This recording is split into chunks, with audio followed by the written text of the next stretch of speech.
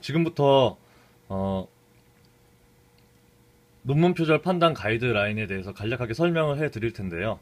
그에 앞서서 먼저 조국 교수와 진중권 교수가 했던 말을 먼저 간략하게 살펴보고 설명을 시작하도록 하겠습니다.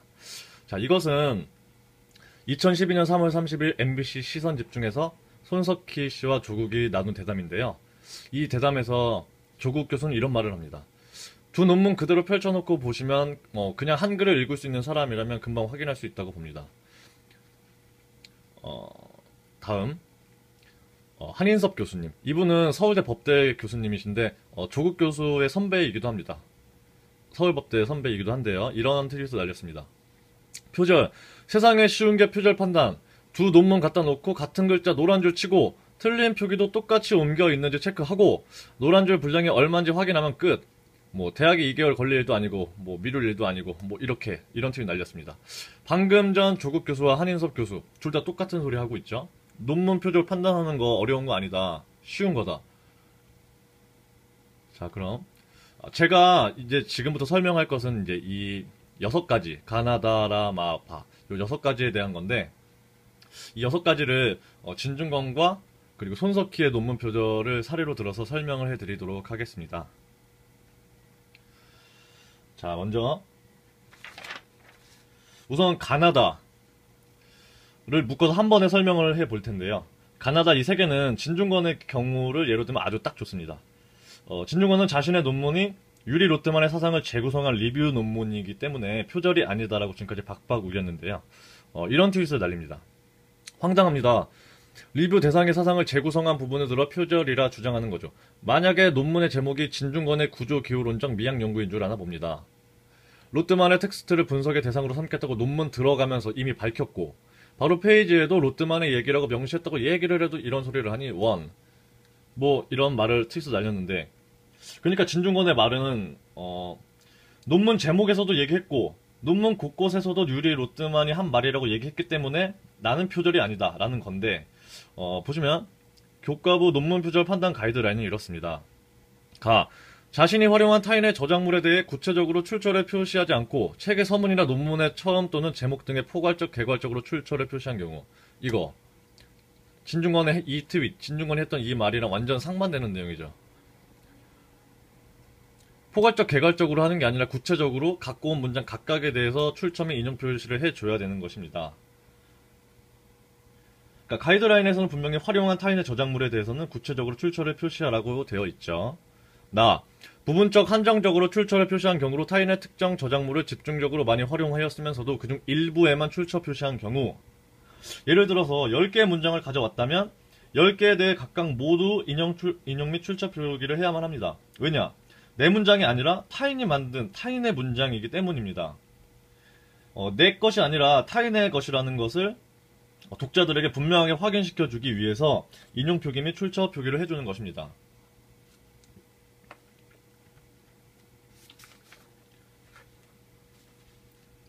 그렇다. 활용한 저작물의 원저자의 이름을 밝혀서도 가져온 부분에 대해서 정확한 인용 부호나 출처 표시를 하지 않고 참고 문헌을 명기하지 않은 경우 이것도 진중권의 말이랑 완전히 상반되는 내용이죠. 진중권이 아무리 원저자인 유리 로트만을 밝혔어도 가져온 문장들 각각에 대해서 정확히 인용 표기나 출처 표기를 안 하면 표절 문장들이 되는 것입니다. 진중권은 본인 입으로 이런 말도 했습니다. 이거는 진중권이 문대성 의원의 논문 표절을 비판할 때 자신의 블로그인 리트머스에서 이것은 표절이 아니다. 복사다. 이런 식으로 해서 비판한 글인데 이런 말 했죠. 특히 남의 문장을 빌려올 때는 반드시 따옴표를 사용하게 되어 있다. 학위 논문이 아니라 인터넷에 내다버리는 글을 쓸 때도 인용을 한 후에는 저자와 출처를 밝히게 돼 있다. 특히 남의 문장을 빌려올 때는 반드시 따옴표를 사용하게 되어 있다. 본인은 안 했죠. 자, 이제 라를 설명해 볼 텐데요. 2차 저작물의 표절로 원본에서 직접 보지 않고 2차 저작물에서 가져왔으면서도 원본을 본 것처럼 인용하거나 2차 저작물에서 가져왔으면서도 재인용 표시를 하지 않는 경우 말이 엄청 어렵죠. 그래서 이제 간단하게 이제 예를 들어서 설명을 하겠습니다. 손석희의 논문 표절을 사례로 예를 들어서 설명을 할 텐데요. 자, 이거 눈이 아프시죠? 네. 빨리 간단하게 설명하겠습니다. 터너와 킬리안의 이 해당 페이지 내용을 젠킨스라는 사람이 이렇게 몇 문장으로 요약 정리를 합니다. 근데 손석희가 이 젠킨스가 정리해놓은 문장들을 그대로 베낍니다. 그런데 보면 손석희의 출처 표기가 좀 이상하죠? 터너와 킬리안으로 되어 있습니다. 문장은 이걸 베껴왔는데 출처가 이걸로 되어 있는 거죠. 이게 뭘 의미하는 걸까요? 이거 눈치 빠른 분들은 대번에 아실 겁니다. 손석희는 그냥 젠킨스가 이렇게 정리해 놓은 거, 이거 그냥 베껴 쓰면서 출처만 이 터너와 킬리안으로 해놓음으로써 마치 자신이 터너와 킬리안의 문장을 직접 읽고 정리, 요약한 것처럼 독자들을 속이는 행위를 한 것입니다. 그러니까 이 젠킨스의 열매가 쏙 따먹은 거죠. 이런 일련의 과정을 2차적 저작물의 표절, 즉 제2용 표절이라고 합니다. 그러니까 원본에서 직접 보지 않고, 여기 보시면 원본에서 직접 보지 않고, 그러니까 여기서 원본은 터너와 킬리안의 문헌을 의미하고 2차 저작물에서 가져왔으면서도 여기서 2차 저작물이란 젠킨스가 정리한 문장들을 의미합니다. 원본을 본 것처럼 인용하거나 2차 저작물에서 가져왔으면서도 제2용 표시를 하지 않는 경우, 손석희처럼 이렇게 젠킨스의 출처를 아예 빼버리는 것, 이런 경우를 말합니다. 마지막으로 여기 보면 출처를 밝히고 적절하게 말 바꿔쓰기와 인용 부호를 했지만 대부분이 정당한 범위를 벗어나 인용한 경우, 이건 쉽게 말해서 말도 안 되는 양을 베낀 경우를 말합니다.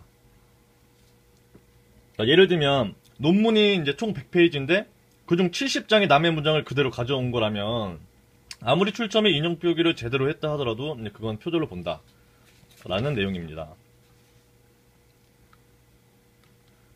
그래서 이 교육부 장관이 논문 표절을 해도 아무도 이상하게 생각하지 않는 나라, 그러니까 이것에 대해서 아무도 문제 삼지 않는 희한한 나라, 그런데 구조 현장에서 라면 먹었다고 욕먹는 이상한 나라. 저는 이 모든 게 언젠가는 바뀔 거라는 작은 믿음과 또 이 영상을 봐주시는 분들의 이 코멘트에 대해 느끼는 이 저만의 소소한 즐거움들이 있는데, 이 두 가지 때문에 이 영상을 만들었습니다. 여기까지 영상을 시청해 주셔서 감사드립니다.